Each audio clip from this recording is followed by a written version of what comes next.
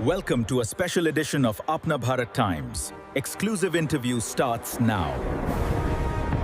हमारी पार्टी में हमेशा ये कहा गया है कि जात न पात करें सबकी बात। हम लोग गांव-गांव तक पहुंचकर दलित भाइयों के लिए हम लोग दलित चौपाले कर रहे हैं। और दलित चौपाल में मैं आपको बता रहा हूं, हम लोग कोई स्टेज नहीं लगाते हैं ज़्यादा, हम उनके बीच में बैठते हैं। हम गद्दा लगा करके ज़मीन पर हम लोग दरी बिछाकर ऐसे ही उनके बीच में बैठ करके हम उनकी बात सुनते हैं। दलित भाई हमारे जहाँ तक पिछड़े पड़े हैं, कांग्रेस पार्टी हो जाए या समाजवादी पार्टी के लोग हो जाएं, सिर्फ उनका वोट बैंक यूज़ किया गया, उनके लिए कार्य नहीं किया गया। वोट लेने के बाद उन्हें प्रताड़ित ही। प्रयागराज में देखिए किस तरीके से निर्मम तरीके से हत्या कर दी गई, पेट्रोल डाल करके जला गया। प्रभारी आदरणीय अरुण भारती जी वहाँ पर न कि पहुँचे, उनके परिवार के साथ खड़े हुए। हमारे नेता आदरणीय चिराग पासवान जी युवा आइकन है, यूथ को कनेक्ट करते हैं। छात्रों की बात तो सरकार को सुनना ही चाहिए, जैसा कि हमारे नेता ने भी कहा। चिराग पासवान छात्रों की मांग के लिए तो सब कुछ ओके है, उस पर हमारे नेता ने भी कहा है और स्वयं आदरणीय प्रधानमंत्री मोदी जी ने भी एक्शन लेने के साथ साथ देखिए उनको उनका इस्तीफा लिया गया। हम लोग एनडीए के साथ में हैं, छात्रों की बात उनके मौके पर उठा करके सदन में उठाते हैं और हमारे नेता मोदी जी के हनुमान कहलाते हैं। मैं चिराग के लिए इसलिए नहीं आया कि उसको मुझे जिताना है, वो तो जीतने वाला ही है।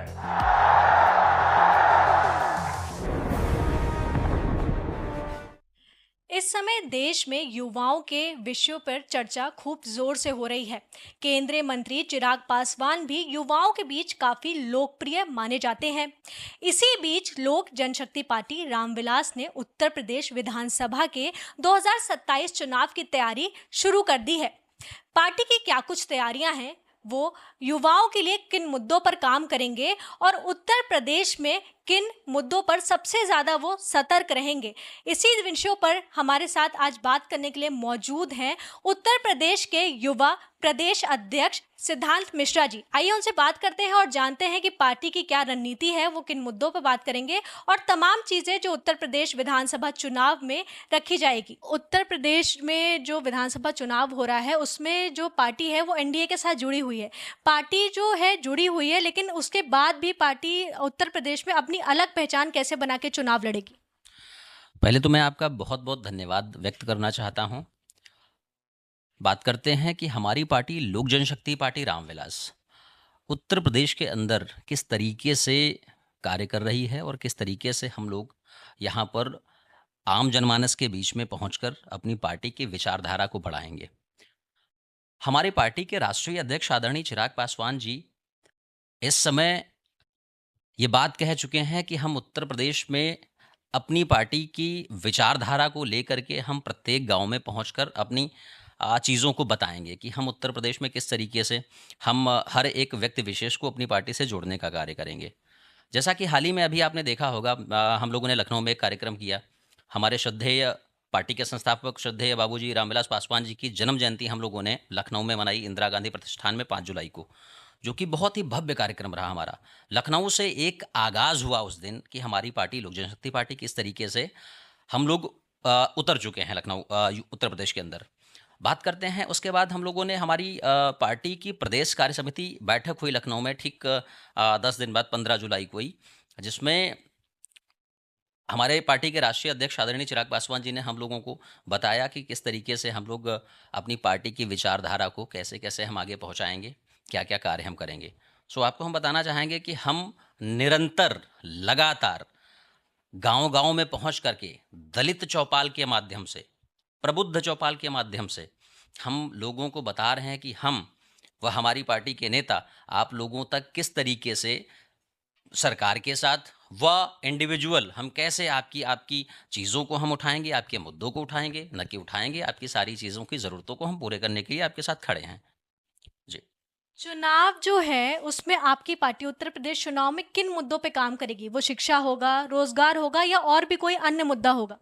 देखिए, सबसे बड़ा मुद्दा अगर मैं बताऊं उत्तर प्रदेश के लिए अगर हम बात करें सो 2 ही 3 मुद्दे ज़्यादा मैं मानता हूं कि जिस तरीके से हमारे नेता भी कहते हैं कि भारत ही अगर हम बात करें, भारत सबसे ज़्यादा युवा आबादी वाला देश है और युवाओं को अगर आगे हम बढ़ाने की बात करें तो हमारी पार्टी के विशेषतः मुद्दे ये रहेंगे कि हम शिक्षा पे ही न बात करके शिक्षा के साथ साथ हम रोजगार की भी बात करेंगे, रोजगार के साथ साथ हम उनके स्वास्थ्य की बात करेंगे।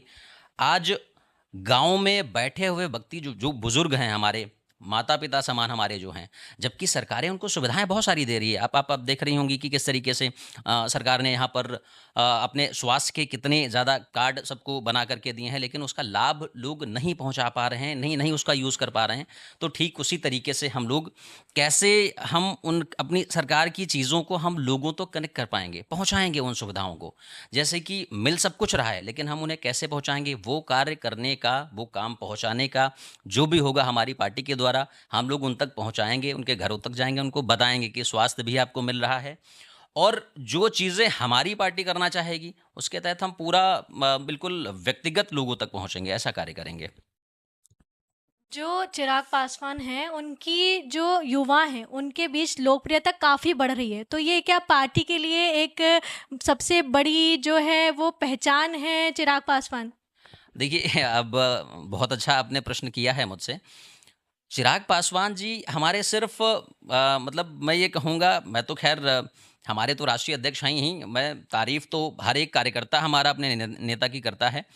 चिराग पासवान जी सिर्फ एक व्यक्ति विशेष की बात नहीं करते हैं, वो प्रत्येक युवा के प्रत्येक वर्ग के लिए बात करते हैं। वो न किसी जाति की बात करते हैं, न किसी समुदाय की बात करते हैं। हमारी पार्टी में हमेशा ये कहा गया है कि जात न पात करें सबकी बात। और अब उत्तर प्रदेश में जिस तरीके से मैं देख रहा हूँ कि दलित भाई हमारे जहाँ तक पिछड़े पड़े हैं, उनका उनका सिर्फ वोट लेने का कार्य बहुत सारी पार्टियां यूपी में करती हैं, जैसे चाहे कांग्रेस पार्टी हो जाए या समाजवादी पार्टी के लोग हो जाएं। सिर्फ उनका वोट बैंक यूज़ किया गया, उनके लिए कार्य नहीं किया गया। वोट लेने के बाद उन्हें प्रताड़ित ही किया गया निरंतर। मैं अगर बात करूं, 2-4 मुद्दे भी आपको बता दूं। अभी प्रयागराज में देखिए किस तरीके से निर्मम तरीके से हत्या कर दी गई, पेट्रोल डाल करके जला के मार दिया गया। वहाँ पर हमारे उत्तर प्रदेश के प्रभारी, मैं कहूँगा कि हमारे प्रभारी आदरणीय अरुण भारती जी वहाँ पर न कि पहुँचे, उनके परिवार के साथ खड़े हुए, पूरे पार्टी का प्रतिनिधि मंडल वहाँ पर पहुँचा और परिवार के लिए जो ज़रूरी चीज़ें होनी चाहिए उन्हें आर्थिक सहयोग भी दिलाया गया। तो हमारी पार्टी इस तरीके से मतलब परिवार की तरीके से हम लोग एक दूसरे से कनेक्ट हो रहे हैं। और हमारे नेता आदरणीय चिराग पासवान जी युवा आइकन हैं, यूथ को कनेक्ट करते हैं। वो मैं कहता हूँ ना कि वो कभी भी न अनर्गल टिप्पणी किसी के लिए करते हैं, चाहे उनको कोई व्यक्ति विशेष कुछ बोलता हो तो हम सब उनके सिपाही हैं, उन्हीं की विचारधारा पर हम लोग आगे बढ़ रहे हैं। हमको किसी के लिए कोई अभद्र टिप्पणियां नहीं करनी, लेकिन हाँ ये भी बात तय है कि अगर कोई भी पार्टी हो या कोई ऐसा व्यक्ति अगर किसी को परेशान करने की बात करता है तो वहाँ पर हम लोग उनके घर तक बैठकर उनकी हर एक तकलीफ में उनके साथ हम खड़े हैं। उसके लिए सिर्फ न कि हमारी पार्टी का संगठन यहाँ का, स्वयं चिराग पासवान जी ऐसा कहते हैं, हमारे नेता कहते हैं कि अगर ऐसी कोई बात होती है तो वो सदन में भी उनकी बात उठाने का कार्य करते हैं। शिक्षा मंत्री के इस्तीफे के बाद आपको क्या लगता है कि सिर्फ चेहरा बदला है या शिक्षा व्यवस्था में भी अब आगे सुधार और आएगा? हाँ, बिल्कुल अच्छा प्रश्न आपने किया है। देखिए जिस तरीके से मैं इस मुद्दे की अगर बात करूं, अगर मैं छात्रों की बात करूं तो छात्रों की बात तो सरकार को सुनना ही चाहिए। जैसा कि हमारे नेता ने भी कहा, चिराग पासवान जी ने भी कहा कि जैसे छात्र अपनी बातों को उठाते हैं, अगर एक्चुअल छात्र हैं तो उनकी बात सरकारें सुनती हैं। लेकिन अब छात्रों का आपने भी देखा होगा जिस तरीके जनजियो ने किया अभी दिल्ली में जिस तरीके से किया गया, तो मुझे लगता नहीं कि वहाँ पर सिर्फ छात्र ही थे। छात्रों की मांग के लिए तो सब कुछ ओके है, उस पे हमारे नेता ने भी कहा है और स्वयं आदरणीय प्रधानमंत्री मोदी जी ने भी एक्शन लेने के साथ साथ देखिए उनको उनका इस्तीफा लिया गया। हाँ, अब चेहरा बदला है, चेहरे के साथ साथ में उस पर त्वरित कार्यवाही करते हुए देखिए उन्होंने एक फास्ट ट्रैक कोर्ट भी बनाई है ना, तो उस पर कार्य हो रहा है और बहुत ही अच्छा कार्य छात्रों के लिए किया जा रहा है, जिसके लिए चिराग पासवान प्रतिबद्ध हैं, हर एक युवा की बात उठा रहे हैं। और जहां पर बात युवाओं की आएगी, जहां बात छात्रों की आएगी, तो हमारी पार्टी कहीं से पीछे नहीं हटेगी। हम लोग एनडीए के साथ में हैं, छात्रों की बात उनके मौके पर उठा करके सदन में उठाते हैं और हमारे नेता मोदी जी के हनुमान कहलाते हैं। तो वो जानते हैं किस तरीके से हम युवाओं की बात अपने रखेंगे और किस तरीके से उनकी बात हम मनवाएंगे। सिर्फ रखते ही नहीं हैं, वो बात मनवाने की भी बात करते हैं। सो हम लोग प्रतिबद्ध हैं हर एक छात्र के लिए, हर एक युवाओं के लिए। जेनजी और छात्रों में लगातार नाराजगी देखने को मिली है, आप इस नाराजगी को कैसे देखते हैं? मैंने बताया ना कि नाराज़गी छात्रों की हो सकती है कि मैं भी इस बात का मैं बिल्कुल समर्थन करूंगा कि हाँ ठीक है, अगर लगातार अगर कोई पेपर लीक हो रहा है तो उस विषय का नहीं होना चाहिए, जिसपे सरकार ने भी अपना एक्शन लेके दिखाया और शायद इस एक्शन के बाद में अब जेनजी भी जो पढ़े लिखे छात्र हैं वो समझ रहे हैं कि हाँ उनकी बात मानी गई और उसके लिए कठोर कार्यवाही करते हुए चीज़ें आगे बढ़ाई गई। तो इसमें प्रश्न चिन्ह तो अब बनता ही नहीं है, चूंकि अब हर एक छात्र जो एक्चुअल, अभी मैं आपको बता रहा हूँ, एक छात्र का मैं नाम मैं भूल रहा हूँ, उन्होंने कहा कि हम जब पढ़ने के लिए हम तत्पर हैं, हम पढ़ सकते हैं, तो हमको वहाँ पर धरना प्रदर्शन की आवश्यकता ही नहीं है, क्योंकि हम पढ़ लिख करके स्वयं अपने ही जब अच्छे मार्क्स लेकर आएंगे तो सारा कुछ हो सकता है। लेकिन हाँ, छात्रों की मांग जो उठाई गई उनके साथ भी हम लोग हैं और उस पर वही कार्रवाई होते हुए सारा देखिए कार्य हो रहा है और हो चुका है।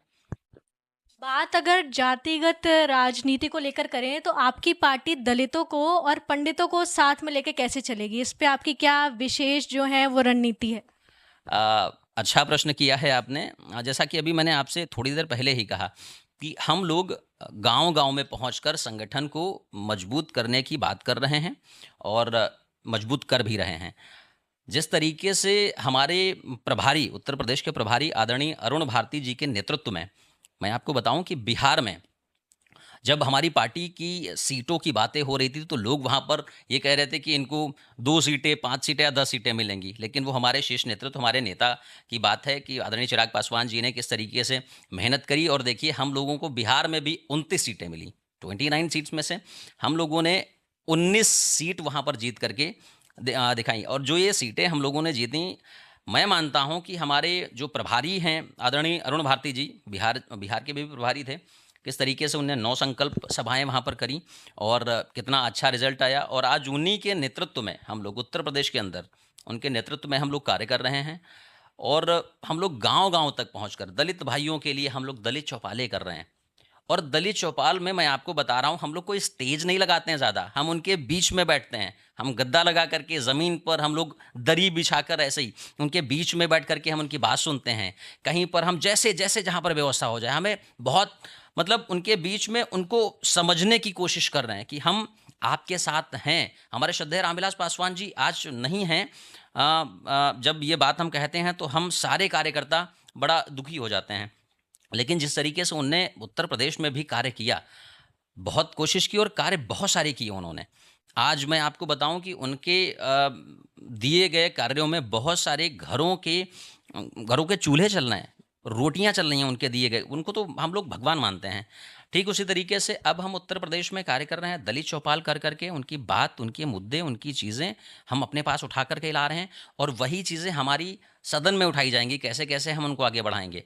ब्राह्मण की अगर हम बात करते हैं, अगड़े दल की बात करते हैं, वो पिछड़े में हमारे दलित भाई की अगर हम बात करते हैं तो हम सारे पिछड़े लोगों को हम एक साथ में कनेक्ट करने की बात करते हैं। जब हम बात करते हैं ब्राह्मण की तो हम सारे अगड़ों की बात करते हैं। उसमें सिर्फ ब्राह्मण में सिर्फ पंडित नहीं आता है, अगड़ों में सारा समुदाय हमारा आ जाता है, चाहे ब्राह्मण हो, ठाकुर हो, बनिया हो, जितने भी हैं सारे लोग हमारे साथ में आ जाते हैं। तो उनके लिए हम गांव-गांव में पहुंचकर प्रबुद्ध चौपालें कर रहे हैं, चाणक्य चौपालें कर रहे हैं, जिसका नींव रखी जा चुकी है। पूर्वांचल में पूरी तरीके से हम लोग, मेरी समझ से 12-15 जिलों में वहां पर पहुंच करके हम लोगों ने चौपालें कर ली हैं। मध्य क्षेत्र में भी हम लोगों ने कम से कम 7-8 जिलों में चौपालें कर ली हैं। अब हम लोग लगातार पहुंच रहे हैं और गाँव-गाँव तक पहुँचकर हम ये अपनी बातें बताएंगे किस तरीके से लोक जनशक्ति पार्टी रामविलास, आदरणीय चिराग पासवान जी सबके साथ में खड़े हैं, चाहे अगड़ा दल हो, पिछड़ा हो, अल्पसंख्यक हो, जो भी दल है, हम सबके साथ एक साथ खड़े हुए हैं। जो पार्टी के प्रभारी हैं अरुण भारती जी, उनको हम देख सकते हैं कि हर जगह का प्रभारी फ्रंट पे रख के उनको हर जगह का दिखाया जा रहा है। तो आपको क्या लगता है कि वो जो चिराग पासवान है उनके रिश्तेदार है, इसलिए उनको इतने बड़े पद पे हमेशा आगे रख दिया जा रहा है और किसी और को कोई मौका नहीं दिया जा रहा है? तो इस पे आप क्या कहना चाहेंगे? देखिए ये प्रश्न तो अगर मैं इसका बहुत ही अच्छे तरीके से आपको बताऊं तो मैं ये मानता हूं कि जो व्यक्ति अच्छा कार्य करता है, यहाँ पर देखिए पार्टी में कोई न तो रिश्ता होता है ना कुछ होता है।